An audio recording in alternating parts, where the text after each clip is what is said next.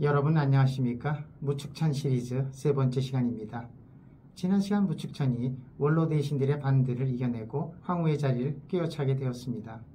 무축천은 이제 숨겨두었던 발톱을 꺼내들고 피해 숙청을 단행합니다.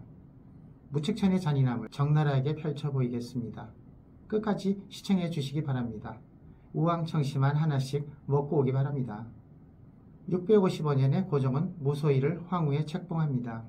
그녀는 637년에 당태종의 제인으로 입궁해서 18년간의 간고를 견뎌내고 드디어 황후의 보좌에 올라서게 됩니다. 천신만고 그때 황후의 자리에 올랐지만 아직 안심할 때가 아닙니다. 자신의 지위를 공고히 하기 위해서 세 가지의 정책을 시도합니다. 첫째는 후궁을 장악하는 것이고, 둘째는 태자를 교체하는 것이고, 셋째는 원로 대신들을 제거하는 것입니다. 우선 후궁에는 왕황후와 소숙비가 서인으로 강등되어 태극궁에 유폐되어 있습니다. 두 사람은 창문도 없는 감옥에 갇혀 차라리 죽는 것만 못한 처지가 됩니다. 그런데 당고종이 예기치 않게 방문함으로써 돌이킬 수 없는 상태로 악화됩니다. 하긴 왕황후하고는 10년간 부부로 지냈고 소숙비는 3명의 자녀를 낳아주었으니 양심에 찔리긴 할 겁니다. 고종은 감옥의 열악한 환경을 보고 나서 눈물을 흘리면서 두 사람의 처지를 동정합니다. 그런데 고종이 몰래 감옥으로 찾아갔다는 사실이 금방 무축천의 귀에 들어갑니다. 무축천이 바로 당고종을 찾아가 항의하니 그녀의 가스라이팅에 당해낼 재간이 없습니다.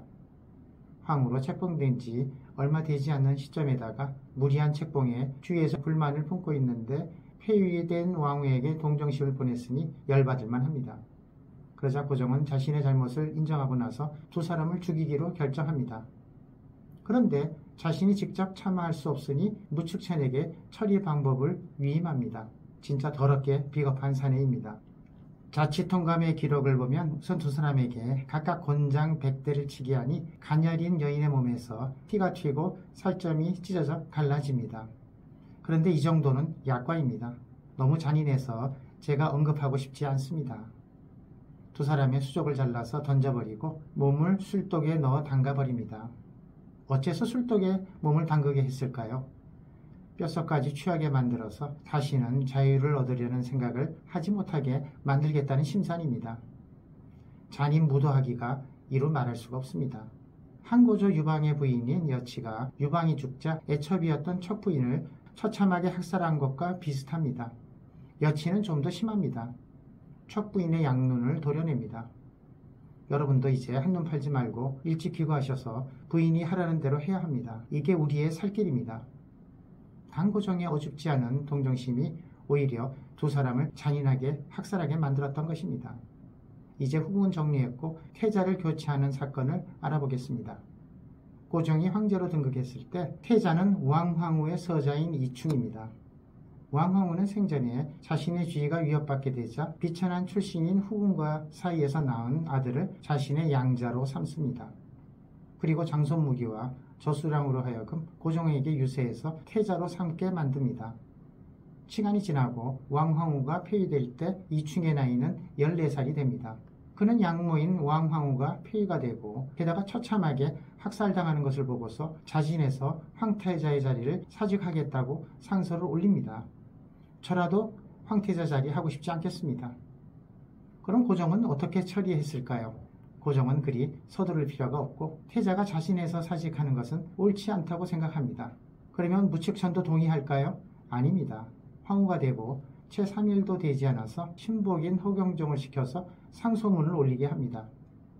고종은 허경종의 주청을 받아들이고 태자인 이충을 양왕에 봉하고 지방으로 쫓아버립니다. 무축천은 자신의 아들이 태자가 되어야 황후의 자리가 공고해집니다. 아들이 장차 황제가 되면 더 이상 자신을 위협할 세력이 없게 됩니다. 그러나 한 가지 더 무시 못할 세력이 버티고 있습니다. 무축천이 황후가 되려고 할 때도 조정의 원로 대신들이 극력 반대한 바 있습니다. 무축천은 조정에서 반대하는 극력 정도와 세력의 대소를 따져서 블랙리스트를 작성하고 차례차례 제거하기로 결심합니다. 당시 제3으로 있으면서 가장 반대가 심했던 세 사람, 한원, 저수량, 그리고 내제를 우선 제거하기로 합니다. 이 무축천 무서운 여자입니다. 마침 한원이 고종에게 멀리 편적되어 있는 저수량이 폐위 문제로 언사가 불손했지만 정충보국의 대신인 만큼 다시 기용해 주기를 바라는 상주문을 올립니다. 그러자 화가 난 고종은 저수량을 더 공벽한 귀주도독으로 좌천시켜버립니다. 한편 무측천은 신복인 허경종을 시켜서 상주문을 올리게 합니다. 내용은 재상인 한원과 내제가 멀리서 저수량과 교감하면서 군사를 길러 음모를 꾸미고 있다는 내용입니다. 물론 말도 안 되는 사실이지만 모두 먼 지방간으로 쫓겨나게 됩니다. 그럼 조정의 재상 가운데 핵심 인물인 장손무기를 제거하면 거사는 성공합니다. 그러나 장손무기는 전대의 고명 대신으로 강고종의 숙부이고 30년 동안 재상의 자리에 있는 명실상부한 최고의 권력자입니다. 그렇게 만만히 당할 사람이 아닙니다. 무측천은 서두르지 않고 어떤 돌파구를 마련할 때까지 끈기 있게 기다립니다. 그러던 중 현경 4년 10월에 조정의 관원 사이에 비밀스러운 붕당을 결성했다는 보고가 들어옵니다.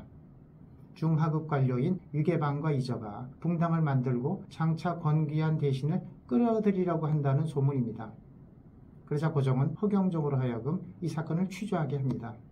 허경종은 고종과 무측천이 무엇을 원하는지 잘 알고 있습니다.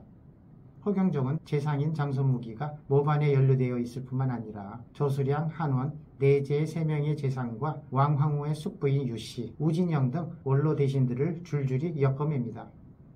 현종은 숙부인 장손무기를 차마 죽일 수 없어서 태위의 관직을 삭탈하고 먼 사천성으로 유배해 보낸 후에 스스로 자진하게 만들어버립니다. 그리고 나머지 대신들도 비슷한 방법으로 일망타진합니다. 조정의 원로 대신들이 사라지자 새로운 찬성파 세력으로 대체해서 보충합니다. 고종과 무측천은 반대파를 숙청하기 위해 붕당 사건으로 조작해서 장손무기를 필두로 하는 원로 대신들을 제거하였습니다.